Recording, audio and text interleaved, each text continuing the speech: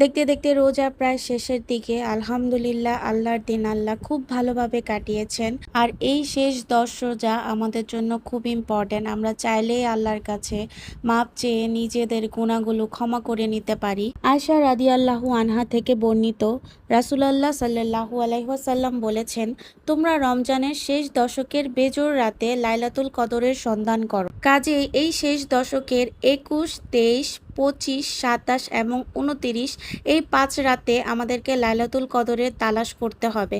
আর এই প্রসঙ্গে হযরত আয়েশা রাদিয়াল্লাহু আনহা বলেন, একবার আমি রাসূলুল্লাহ সাল্লাল্লাহু আলাইহি সাল্লামকে জিজ্ঞেস করলাম, হে আল্লাহর রাসূল, আপনি বলে দিন, যদি আমি জানতে পারি যে শবে কদর কোন রাতে হবে, তাতে আমি কি বলবো?